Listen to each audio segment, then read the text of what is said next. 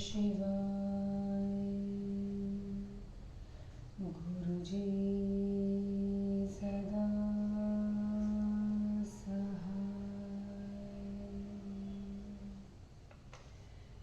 जय गुरुजी। अथ श्री वामन पुराणम् अथैकत्रिंशोऽध्याय। लोमहर्षण उवाच। सपर्वतवनामूवी दृष्ट्वा संशुभिताम्बली पपप्रच्छोषस्नं संशुक्रं प्रणिपत्य कृताञ्जलिः। आचार्य क्षोभमायाति साब्धि भूमि धरामहि। कस्माच्च नासुरान् भगवान् भागान् प्रतिगृह्णन्ति वह्यनः। इति पृष्टोऽथ बलिना काव्यो वेदविदाम्बरः। उवाच दैत्याधिपतिं चिरं ध्यात्वा महामतिः। अवतीर्णो जगत्योनि कश्यपस्य गृहे हरि।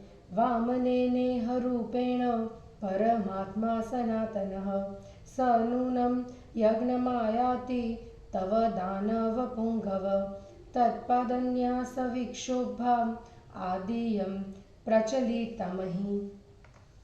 कम्पन्ते गिरयश्वे मे क्षुभिता मकरालया। नेयं भूतपतिं भूमि समर्था वोढुमीश्वरम्। स देवासुरगन्धर्वा यक्षराक्षसपन्नगा। अनेनैव धृता भूमिरापोऽग्निः पवनो भवः नभः। धारयत्यखिलान् देवान् मनुष्यांश महासुरान्। इयमस्य जगद्धातुर्माया कृष्णस्य गह्यरी। धार्यधारकभावेन यया सम्पीडितं जगत्। तत्सनं निधानादसुरान् भागार्हा सुरद्विषः। भुञ्जते नासुरान् भागान् नपि तेन त्रयोऽग्नयः। शुक्रस्य वचनं श्रुत्वा हृष्टरोमा बलिः। धन्योऽहं कृतपुण्यश्व यन्मे यज्ञपतिः स्वयं। यज्ञमभ्यागतो ब्रह्मन् मतः कोऽन्योऽधिकः पुमान्। यं योगिनः सदोद्धृताः परमात्मानमव्ययं। द्रष्टुमिच्छन्ति देवोऽसौ ममाध्वरपुमेष्यति। यन्मयाचार्य कर्तव्यं तन्ममादेष्टुमर्हसि। शुक्र उवाच। यज्ञभागभुजो देवा वेदप्रामाण्यतोऽसुर। त्वया तु दानवा दैत्य यज्ञभागभुजः कृताः। अयं च देवः सत्त्वस्थः करोति स्थितिपालनं। विसृष्टं च तथायं च स्वयमत्ति प्रजाभुजः। भवांस्तु वन्दिभविता नूनं विष्णुस्थितो स्थितः। विदित्वैवं महाभाग कुरु यत ते मनोगतम्। त्वपास्य दैत्याधिपते स्वल्पकेऽपि हि वस्तूनि। प्रतिज्ञानैव वोढव्या वाच्यं साम तथा फलं। कृतकृत्यस्य देवस्य देवार्थ चैव कुर्वतः। अलं दत्त्वा धनं देवे त्वेतद्वांश्यं तु याचतः। कृष्णस्य देवभूत्यर्थ प्रवृत्तस्य महासुर। बलिरुवाच।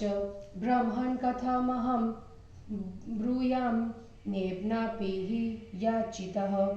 नास्तीति किमु देवस्य संसारस्य दहारिणि।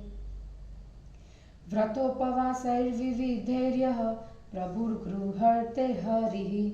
स मे वक्ष्यति देहीति गोविन्द किमोऽधिकम्। यदर्थ सुमहारम्भा दमशौचगुणान्वितेः। यज्ञाः क्रियन्ते यज्ञेशः स मे देहीति वक्ष्यति। तत्साधु सुकृतं कर्म तपः सुचरितं च नः यन्मां देहीति विश्वेशः स्वयमेव वदिष्यति नास्तीत्यहं गुरो वक्ष्ये तमभ्यागतमीश्वरं प्राणत्यागं करिष्येऽहं न तु नास्ति जने क्वचित् नास्तीति यन्मया नोक्तं नेषामपि याच्यतां वक्ष्यामि कथमायाते तदध चामरेच्युते श्यालद्य एव हि विरणं दानाच्चापत्समागमः न बाधाकारी यदानं तदघं बलवत् स्मृतम् मद्राज्ये नासुखी कश्चिन्न दरिद्रो न चारुतः न दुःखितो न चोग्निग्नो न शमादिर्विवर्जितः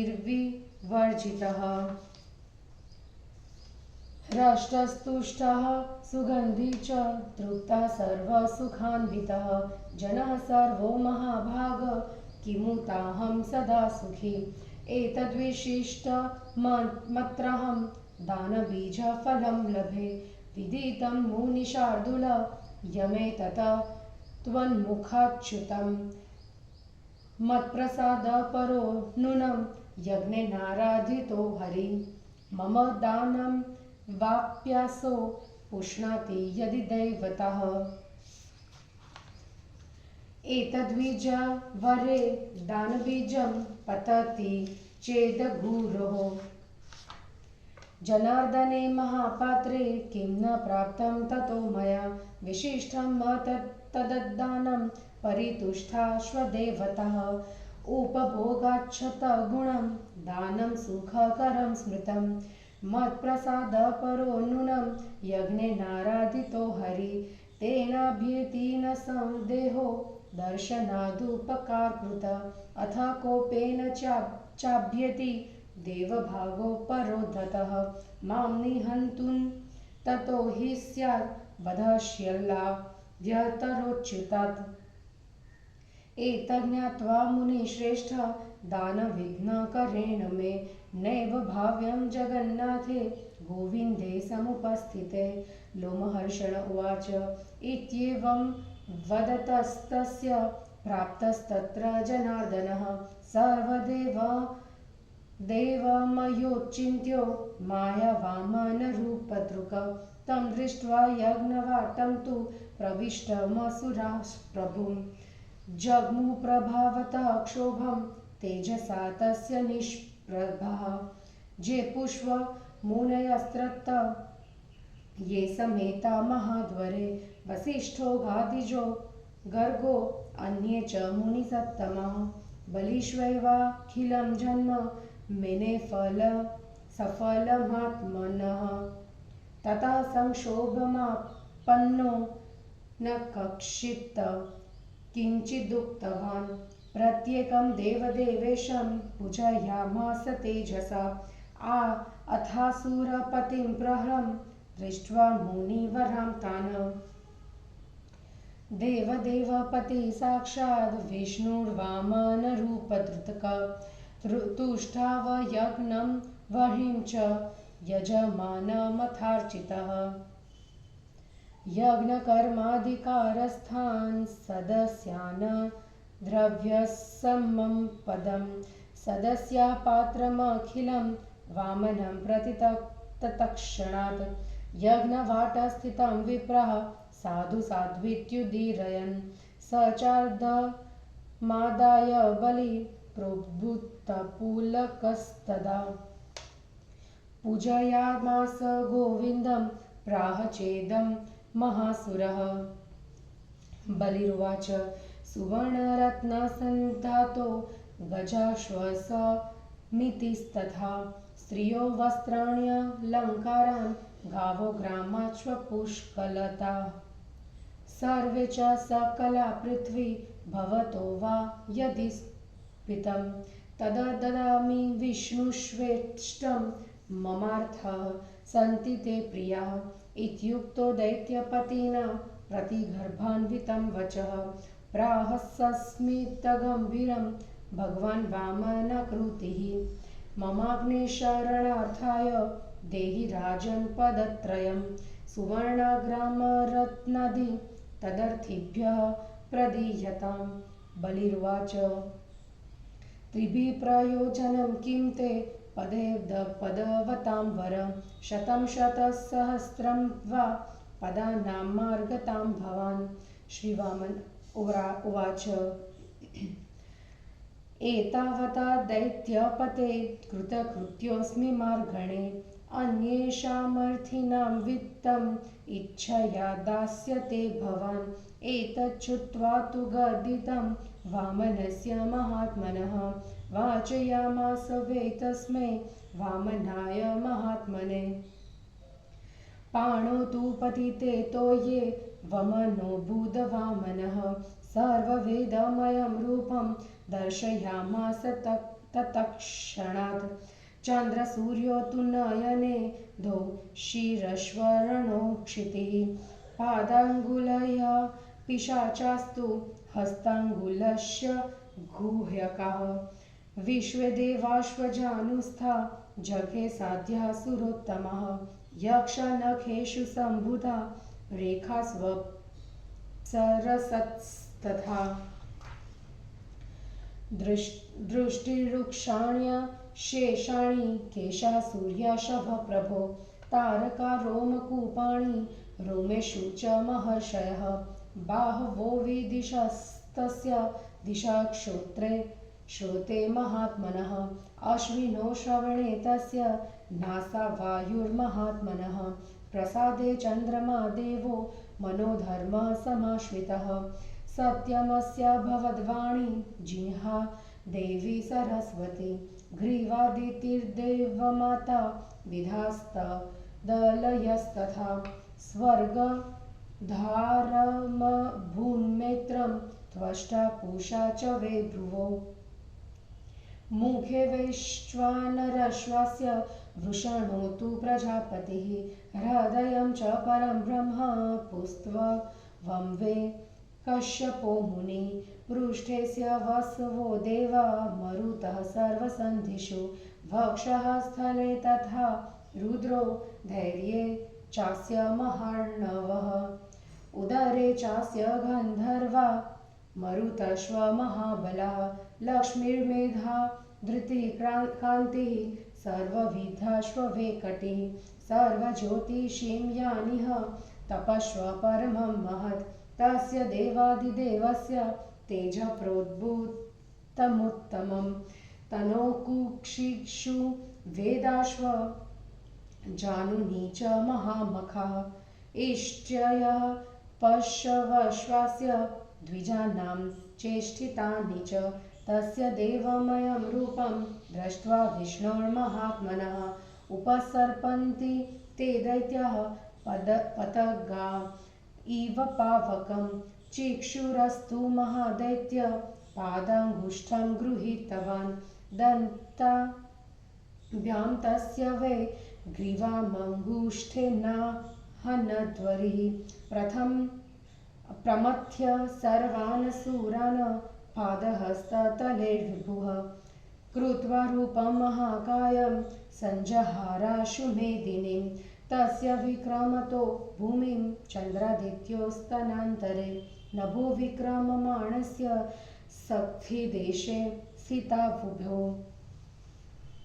परं विक्रममाणस्य जानुमूले प्रभाकरो विष्णोरास्तां स्थितस्यैदौ देवपालनकर्मणि जित्वा लोकत्रयं ताश्वं हत्वा चासुरपुङ्गवान् पुरन्दराय त्रैलोक्यं ददो विष्णुरुक्रमः सुतलं नाम पातालं दस्ताद् वसुधातलात् बलेर्दन्त भगवता विष्णुना प्रभविष्णुना अथ दैत्येश्वरं प्राह विष्णु सर्वेश्वरेश्वरः ततत्त्वया सलिलं दत्तं गृहीतं पाणिना मया कल्पप्रमाणं तस्मात् ते भविष्यत्यायुरुत्तमं वैवस्वते तथातिते काले मन्वन्तरे तथा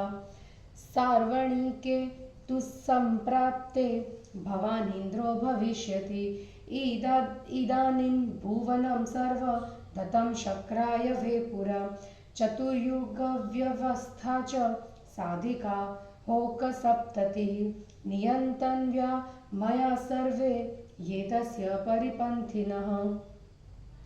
तेनाहं परया भक्त्या पूर्वमाराधितो बले। सूतलं नाम पातालं समासाद्य वचो मम।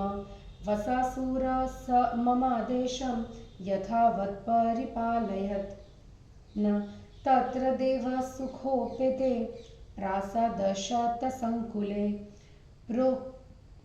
प्रोत्फुल्लपद्मसरसि हृदशुस्थद सरिदवरे।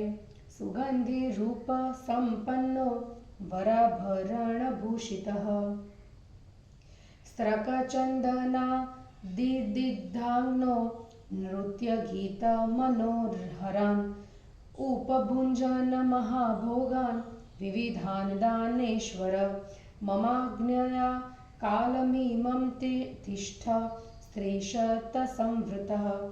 यावस्तुरेष्व विप्रेष्व न विरोधं गमिष्यसि तावत् त्वं भुजङ्क्ष्व सम्भोगान् सर्वकामसमन्वितान्। यदा सुरेष्व विप्रेष्व विरोधं त्वं करिष्यसि बन्धिष्यन्ति तदा पाशा वारुणाघोरदर्शनः। बलिरुवाच तत्र सतो मे पाताले भगवन् भगवदाज्ञया किं भविष्यन्पुपादानम् उपभोगोपपादकम् आप्यायितो येन देव स्मरेयं त्वामहं सदा। श्री भगवान उवाच दानान्यविधिदत्तानि श्राद्धान्यक्षोत्रियाणि च हूतान्यश्रद्धया यानि तानि दास्यन्ति ते फलम्। अदक्षिणास्तथा यज्ञः क्रियाश्वाविधिना कृता फलानि तव दास्यन्ति अधीतान्यव्रतानि च। उदकेन विना पूजा विना दर्भेण या क्रिया आज्येन च विना होमं फलं दास्यन्ति ते बले। यश्वेदं स्थानमाश्रित्य क्रियाः काश्चित् करिष्यति न तत्र चासुरो भागो भविष्यति कदाचन। ज्येष्ठाश्रमे महापुण्ये तथा विष्णुपदे हृदे ये च श्राद्धानि दास्यन्ति व्रतं नियममेव च। क्रिया कृता च या काचिद् विधिनापि वा सर्वदा तदक्षयं तस्य भविष्यति न संशयः। ज्येष्ठे मासि सिते पक्षे एकादश्यामुपोषितः द्वादश्यां वामनं दृष्ट्वा स्नात्वा विष्णुपदे हृदे दानं दत्त्वा यथाशक्त्या प्राप्नोति परमं पदम्। लोमहर्षण उवाच बलेवर्मिमं दत्त्वा शक्राय च त्रिविष्टप। व्यापिना तेन रूपेण जगामादर्शनं हरि। शशास च यथा पूर्वम् इन्द्रस्त्रे लोक्यमूर्जितः। निशिशे च तदा कालं बलिपातालमास्थितः। इत्येतत् कथितं तस्य विष्णोर्माहात्म्यमुत्तमं। शृणुयादो वामनस्य सर्वपापे प्रमुच्यते। बलिप्रह्लादसंवादं मन्त्रितं बलिशुक्रयो। बलिर्विष्णोश्वचरितं ये स्मरिष्यन्ति मानवाः नाधयो व्याधयस्येतेषां न च मोहाकुलं मनः। भविष्यति द्विजश्रेष्ठं पुंसस्तस्य कदाचन च्युतराजो निजं राज्यम् इष्टप्राप्तिं वियोगवान् समाप्तोऽर्ति महाभागा नरः श्रुत्वा कथामिमाम्। ब्राह्मणो वेदमाप्नोति क्षत्रियो जयते महिं वैश्यो धनसमृद्धिं च शूद्रः सुखं वाप्नुयात् वामनस्य च माहात्म्यं शृण्वन् पापो प्रमुच्यते। हिंदी अनुवाद। वामन द्वारा 3 पग भूमि की याचना तथा विराट रूप से तीनों लोकों को 3 पग में नाप लेना और बलि का पाताल में जाने का वर्णन। लोमहर्षण बोले, बलि ने वनों और पर्वतों के साथ संपूर्ण पृथ्वी को क्षोभ से भरी देखकर हाथ जोड़ करके शुक्राचार्य को प्रणाम कर पूछा, आचार्य देव, समुद्र तथा पर्वतों के साथ पृथ्वी के क्षुब्ध होने का क्या कारण है और अग्निदेव असुरों के भागों को क्यों नहीं ग्रहण कर रहे हैं? बलि के इस प्रकार प्रश्न करने पर वेदज्ञों में श्रेष्ठ बुद्धिमान शुक्राचार्य ने चिरकाल तलक ध्यान लगाकर और तथ्य समझकर दैत्येंद्र से कहा, कश्यप के घर में जगत योनि संसार को उत्पन्न करने वाले सनातन परमात्मा वामन के रूप में अवर्तनीय हो गए हैं। दानव श्रेष्ठ वे ही प्रभु तुम्हारे यज्ञ में आ रहे हैं। उन्हीं के पैर रखने से पृथ्वी में विक्षोभ हो रहा है, जिससे यह पृथ्वी कांप रही है, ये पर्वत भी कांप रहे हैं और सिंधु में जोरों की लहरें उठ रही है। इस भूमि में उन भूतपति भगवान को वहन करने की शक्ति नहीं है। ये ही देव, असुर, गंधर्व देवों, मनुष्यों एवं महासुरों को धारण करते हैं। भगत को धारण करने वाले भगवान कृष्ण की ही यह गंभीर माया है, जिस माया के द्वारा यह संसार धारक भाव से क्षुब्ध हो रहा है। उनके सन्निधान होने के कारण देवताओं के शत्रु दैत्य लोग यज्ञ भाग पाने के योग्य नहीं रह गए हैं। अतएव तीनों अग्निदेव भी असुरों के भाग को नहीं ले रहे थे। शुक्राचार्य की बात सुनने के बाद बलि के रोंगटे खड़े हो गए।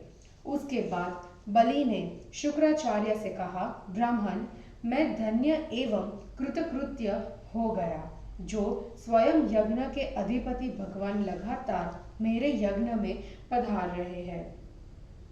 कौन दूसरा पुरुष मुझसे श्रेष्ठ है? सदैव सावधान रहने वाले योगी लोग जिन नित्य परमात्मा को देखना चाहते हैं, वे ही देव मेरे यज्ञ में पधार रहे हैं। आचार्य, मुझे जो करना चाहिए उसे आप आदिष्ट कीजिए। शुक्राचार्य बोले, असुर, वेदों का विधान है कि यज्ञ भाग के भोक्ता देवता है, परंतु दैत्य, तुमने यज्ञ भाग का भोक्ता दानवों को बना दिया है। यह वेद विधान के विपरीत किया है, विधान का उल्लंघन किया है। ये ही देव सत्व गुण का आश्रय लेकर विश्व की स्थिति और पालन करते हैं और यही सृष्टि भी करते हैं। फिर यही प्रभु स्वयं प्रजा का अंत भी करते हैं। विष्णु स्थिति के कार्य में तत्पर हो गए हैं।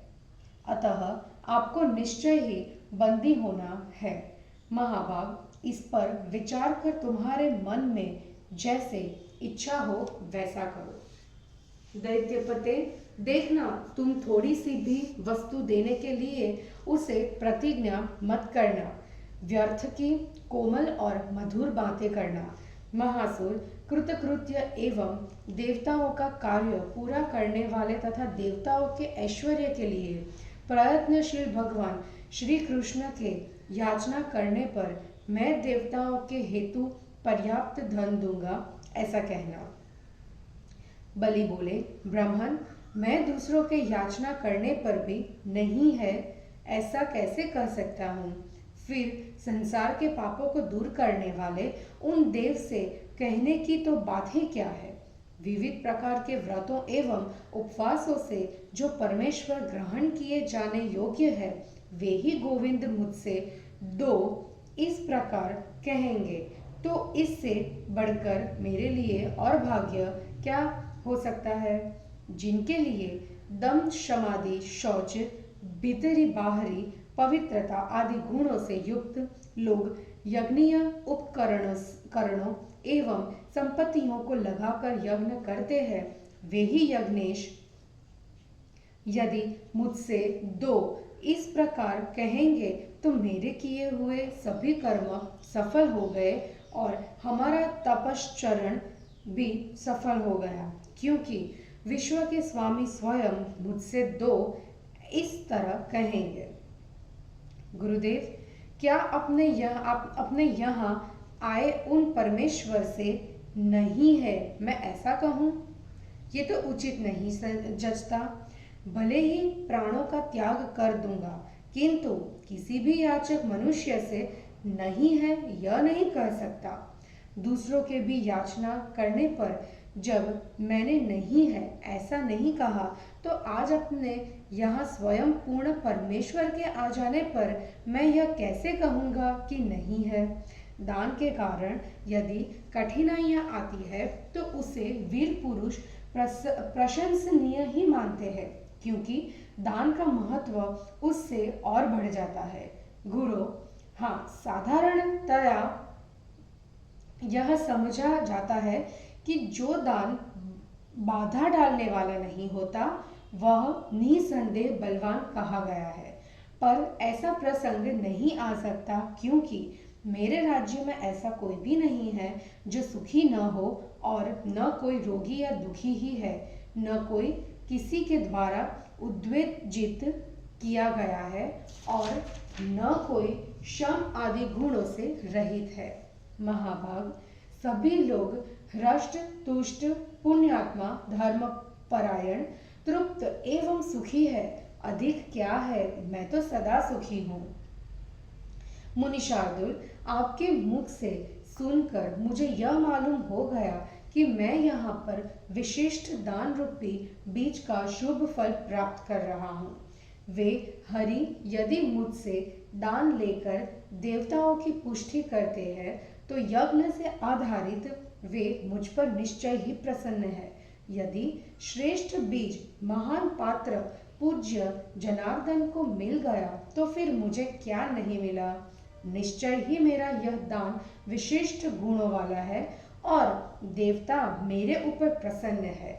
दान के उपभोग की अपेक्षा दान देना 100 गुना सुख देने वाला माना गया है। यज्ञ से पूजे गए श्री हरि निश्चय ही मेरे ऊपर प्रसन्न है, तभी जो निसंदेह मुझे दर्शन देकर मेरा कल्याण करने वाले वे प्रभु आ रहे हैं। निश्चय ही यही बात है। देवताओं के देव भाग की प्राप्ति में रुकावट होने के कारण यदि वे क्रोधवश मेरा वध करने भी आ रहे हो, तो भी उन अच्युत से होने वाला मेरा वध भी प्रशंसनीय ही होगा। मुनि श्रेष्ठ, यह समझकर जगन्नाथ गोविंद के यहाँ समुपस्थित होने पर आप मेरे दान में विघ्न न डालें। लोमहर्षण बोले, शुक्राचार्य और बलि में इस प्रकार बात हो ही रही थी कि सर्वदेवमय अचिंत्य भगवान अपनी माया से अपना वामन रूप धारण कर वहां पहुंच गए। उन प्रभु को यज्ञ स्थान में उपस्थित देखकर दैत्य लोग उनके प्रभाव से अशांत और तीव्र तेज से रहित हो गए। उस महायज्ञ में एकत्र वशिष्ठ, विश्वामित्र, गर्व एवं अन्य श्रेष्ठ मुनिजन अपना अपना जप करने लगे। बलि ने भी अपने संपूर्ण जन्म को सफल माना, किंतु उसके बाद खलबली मच गई और संक्षुब्ध होने के कारण किसी ने कुछ भी नहीं कहा। उनके देदीप्यमान तेज के कारण प्रत्येक ने देवादिदेव की पूजा की। उसके बाद वामन रूप में प्रत्यक्ष प्रकट हुए विष्णु भगवान ने लोगों से पूजित होने के बाद एक दृष्टि से उन विनम्र दैत्यपति एवं मुनिवरों को देखा तथा यज्ञ, अग्नि, यजमान, यज्ञ कर्म में अधिकृत सदस्यों एवं द्रव्य की सामग्रियों की प्रशंसा की। विप्रो तत्काल ही सभी सदस्य गण यज्ञ मंडप में उपस्थित पात्र स्वरूप वामन के प्रति साधु साधु कहने लगे। उस समय हर्ष में विह्वल होकर महासुर बलि ने अर्घ्य लिया और गोविंद की पूजा की तथा उनसे यह कहा।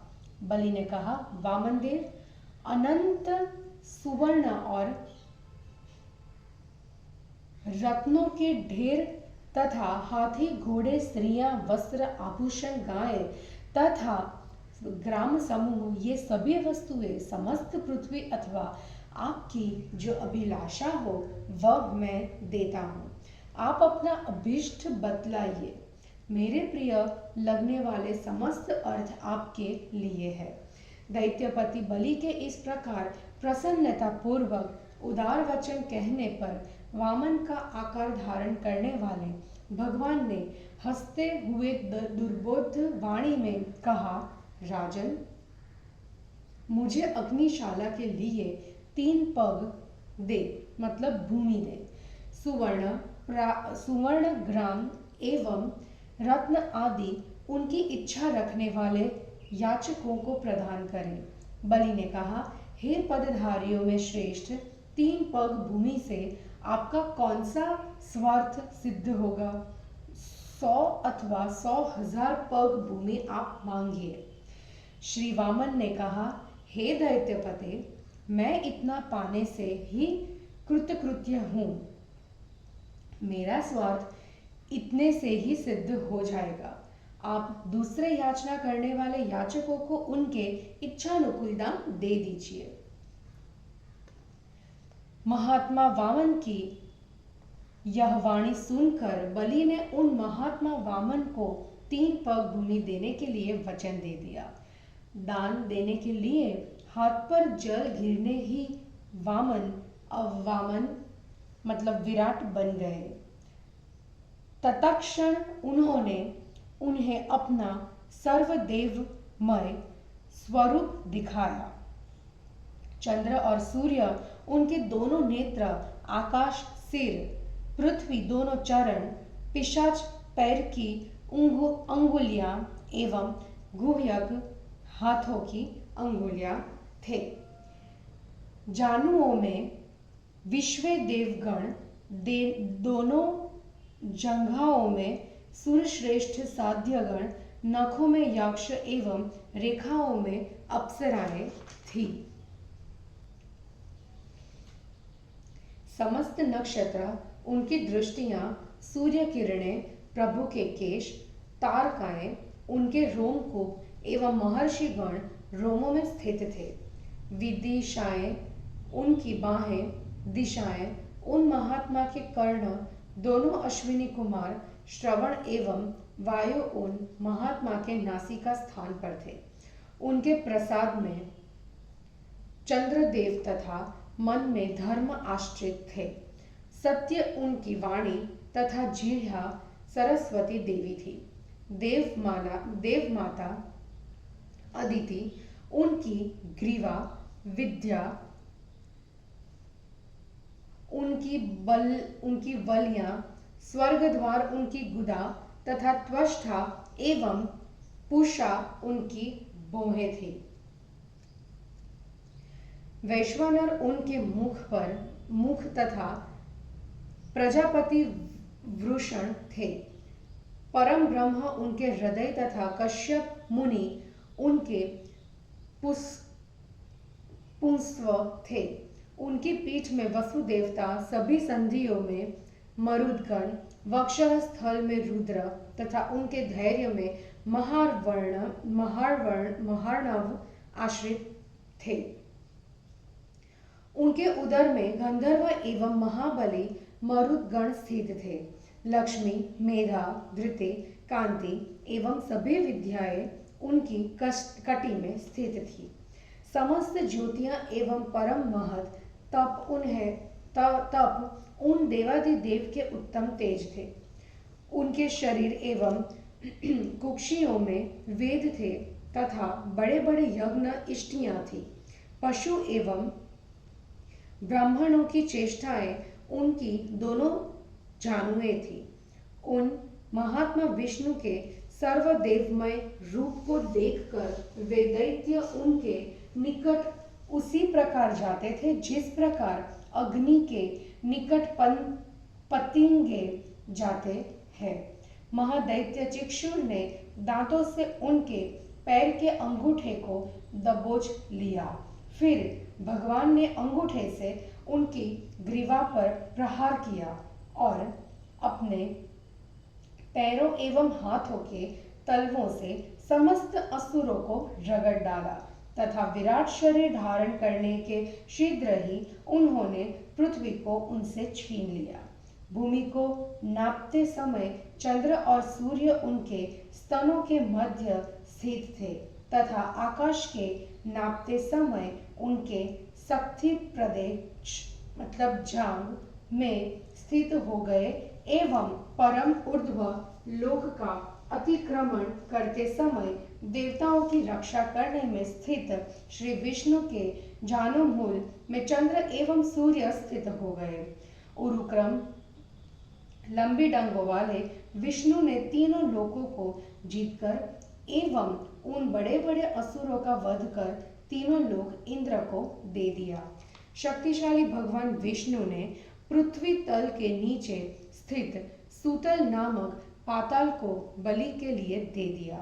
तदंतर सर्वेश्वर विष्णु ने दैत्येश्वर से कहा, मैंने तुम्हारे द्वारा दान के लिए दिए हुए जल को अपने हाथ में ग्रहण किया है, अतः तुम्हारी उत्तम आयु कल्प प्रमाण की होगी तथा वैवस्वत मनवंतर का काल व्यतीत होने पर एवं सावर्णिक मनवंतर के आने पर तुम इंद्रपद प्राप्त करोगे।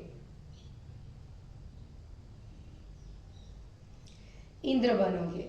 इस समय के लिए मैंने समस्त भुवन को पहले ही इंद्र को दे रखा है। 71 चतुर्युगी के काल से कुछ अधिक काल तक जो समय की व्यवस्था है, अर्थात एक मनवंतर के काल तक मैं उसके इंद्र के विरोधियों को अनुशासित करूंगा। बलि पूर्व काल में उसने बड़े श्रद्धा से मेरी आराधना की थी, अतः तुम मेरे कहने से सूतल नामक पाताल में जाकर मेरे आदेश का भली भांति पालन करो तथा देवताओं के मुख से भरे पूरे सैकड़ों प्रसादों से पूर्ण विकसित कमलों वाले सरोवरों, हृदयों एवं शुद्ध श्रेष्ठ सरिताओं वाले उस स्थान पर निवास करो। दानवेश्वर सुगंधि से अनुलिप्त हो तथा श्रेष्ठ आभरणों से भूषित एवं माला और चंदन आदि से अलंकृत सुंदर स्वरूप वाले तुम नृत्य और गीत से युक्त विविध भांति के महान भोगों का उपभोग करते हुए सैकड़ों स्त्रियों से आवृत होकर इतने काल तक मेरी आज्ञा से वहां निवास करो। जब तक तुम देवताओं एवं ब्राह्मणों से विरोध न करोगे, तब तक समस्त कामनाओं से युक्त भोगों को भोगोगे। किंतु जब तुम देवों एवं ब्राह्मणों के साथ विरोध करोगे तो देखने में भयंकर वरुण के पास तुम्हें बांध लेंगे। बलि ने पूछा, हे भगवान, हे देव, आपकी आज्ञा से वहां पाताल में निवास करने वाले मेरे भोगों का साधन क्या होगा, जिससे तृप्त होकर मैं सदा आपका स्मरण करूंगा। श्री भगवान ने कहा, अविधि पूर्वक दिए गए दान श्रोत्रिय ब्राह्मण से रहित श्राद्ध तथा बिना श्रद्धा के किए गए जो हवन है वे तुम्हारे भाग होंगे। दक्षिणा रहित यज्ञ, अविधि पूर्वक किए गए कर्म और व्रत से रहित अध्ययन तुम्हें फल प्रदान करेंगे। हे बलि, जल के बिना की गई पूजा, बिना कुश की गई क्रिया और बिना घी के किए गए हवन तुमको फल देंगे। इस स्थान का आश्रय कर जो मनुष्य किन्हीं भी क्रियाओं को करेगा उससे कभी भी असुरों का अधिकार न होगा।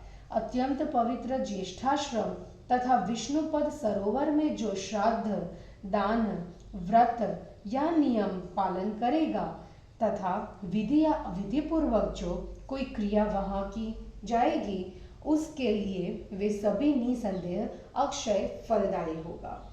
जो मनुष्य ज्येष्ठ मास के शुक्ल पक्ष में एकादशी के दिन उपवास कर द्वादशी के दिन विष्णुपद नाम के सरोवर में स्नान कर वामन का दर्शन करने के बाद यथाशक्ति दान देगा वह परम पद को प्राप्त करेगा। लोमहर्षण जी बोले, भगवान उस सर्वव्यापी रूप से बलि को यह वरदान तथा इंद्र को स्वर्ग प्रदान कर अंतर्हित हो गए। तब से बलशाली इंद्र पहले की भांति तीनों लोकों का शासन करने लगे और बलि सर्वदा पाताल में निवास करने लगे। इस प्रकार उन भगवान मतलब वामन विष्णु का उत्तम महात्म्य कहा गया। जो इसे वामन महात्म्य को सुनता है वह सभी पापों से मुक्त हो जाता है। द्विज श्रेष्ठो, बलि एवं प्रहलाद के संवाद, बलि एवं शुक्र की मंत्रणा तथा बलि एवं विष्णु के चरित का जो मनुष्य स्मरण करेंगे उन्हें कभी कोई आदि एवं व्याधि न होगी तथा उनका मन भी मोह से आकुल नहीं होगा। हे महाभागो, इस कथा को सुनकर राज्यच्युत व्यक्ति अपने राज्य को एवं वियोगी मनुष्य अपने प्रिय को प्राप्त करता है। इनको सुनने से ब्राह्मण को वेद की प्राप्ति होती है, क्षत्रिय पृथ्वी की जय प्राप्त करता है तथा वैश्य को धन समृद्धि एवं शूद्र को सुख की प्राप्ति होती है। वामन का महात्म्य सुनने से पापों की मुक्ति होती है। इस प्रकार श्री वामन पुराण में 31वां अध्याय समाप्त हुआ। जय गुरु जी।